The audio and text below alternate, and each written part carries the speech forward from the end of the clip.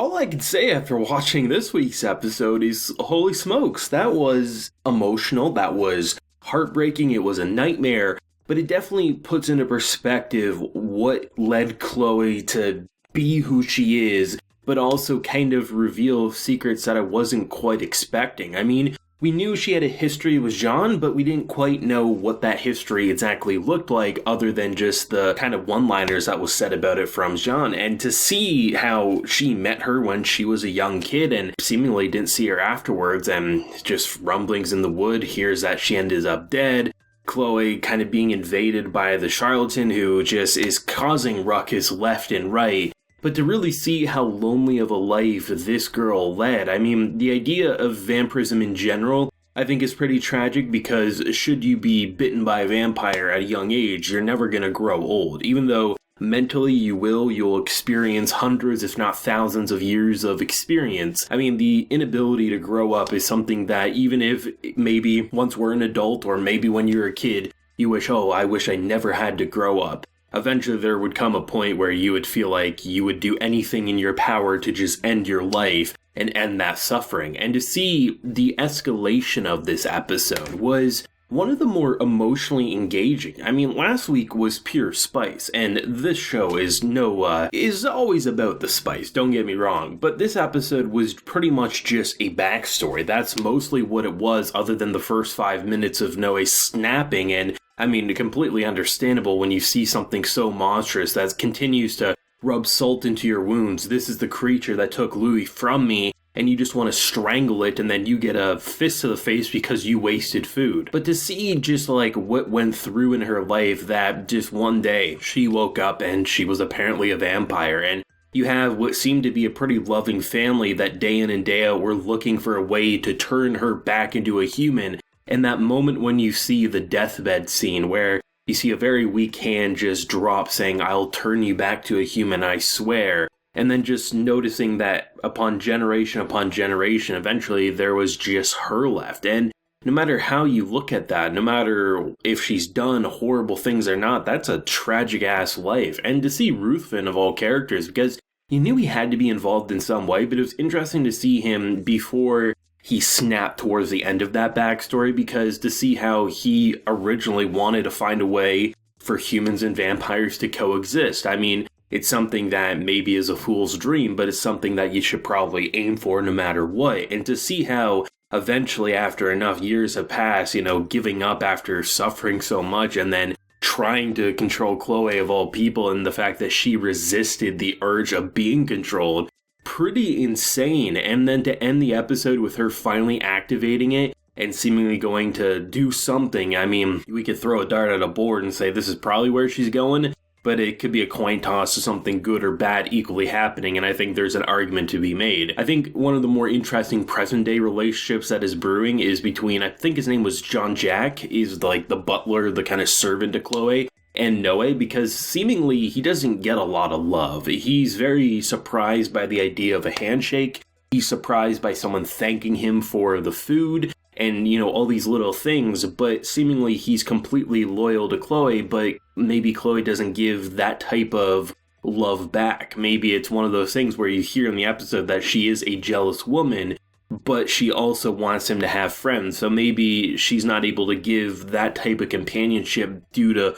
all the shit she's experienced and doesn't want to lose any more, and then you have someone like him who just wants to have that type of connection and maybe isn't getting the love he needs. So to have someone like legit say, wow, this food's delicious, or you're a great person, it's interesting to see how he's very shocked by that entire situation and how he's not pushing Noé away even after, he kind of gets pummeled in by CHLOÉ for kind of trying to attack the friend that she currently has. And it's interesting, right? Because you can definitely look from their side and say he probably knows a giant shadow creature is not the best friend for her, but given the fact that it might be the only friend she had after all those years, I mean, there's a lot of lonely shots and, the red lit locations. It's sad to see what could happen to someone trapped with essentially immortality, being able to outlive everyone.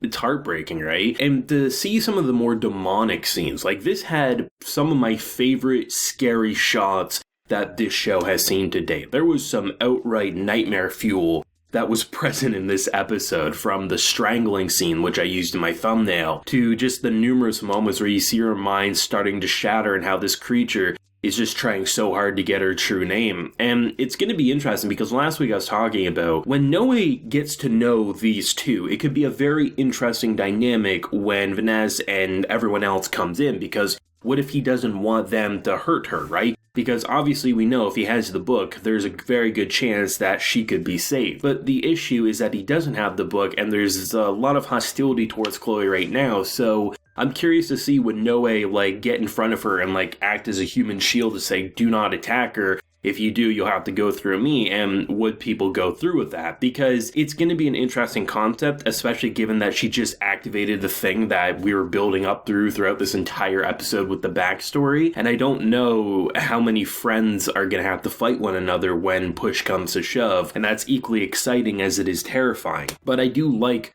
what they laid out here. I've heard nothing but hype from source readers saying this is one of, if not the best arcs that they've experienced in this story so far. And I mean, based on the setup, episode 1 still, I'm surprised had as much information as it did, but it really does feel like if you had any issues, I feel like, with Core 1, and there's definitely slower points to Core 1 for sure, but I almost feel like from the visual storytelling and how they're, pacing the informations and how they're not, spreading her backstory out over multiple episodes. I like having it pretty much in this episode, as we had the mystery prior to it, just to kind of let it fester and figure out who the hell is she? Should we trust her? Should we kill her? This or that? The voice actors, I think, are knocking it out of the park. Absolutely fantastic. CHLOÉ completely stole the show, and it was mostly her alone in this episode. And those subtle moments, like when Jean was running into the forest and she was scared to go after her, there was very, subtle but noticeable moments of her visibly upset, both on the art and animation side, but also the way her voice was just seemingly quivering at the thought of doing something she's never done before. And the fact that even years, if not, decades later, she still would lay in that flower field wishing that she could be there, just shows you how emotional this show can be, and how it's more than crazy giant beast fights or sexy fun times like in last week's. It's a very complex story with a lot of different things happening, and I can completely understand why this manga got so popular, given the type of story and how fresh and exciting it is, and I think there was no better studio other than Bones to handle this production. Of course, I'm going to be excited to see where they take it from here. I'm definitely hoping we get to see a battle of some sort, even if it is friend versus friend, because at this point you can't set up something as large and massive as this and not have some devastating impacts. But after seeing the backstory and just what seemingly happened, I do hope they're able to save her. And if not, hopefully she can get some closure and maybe not feel as alone, and the only friend you really can trust in is a horrible, creepy shadow monster. But I have to say, when Noe did snap on it, and rightfully so, and just grabbing it by its head, I love how violent it is without being overly violent, because it's basically a shadow. But the idea that if it was a normal head, that would have been brains and blood splattering everywhere. It's violent without being overly violent in the best possible ways, and I can't get enough of it. But thoughts and feelings. Whether you love the manga, your anime original like myself, leave a like if you enjoyed and subscribe if you're new around here. So until next time, everyone, please take care and have a good one.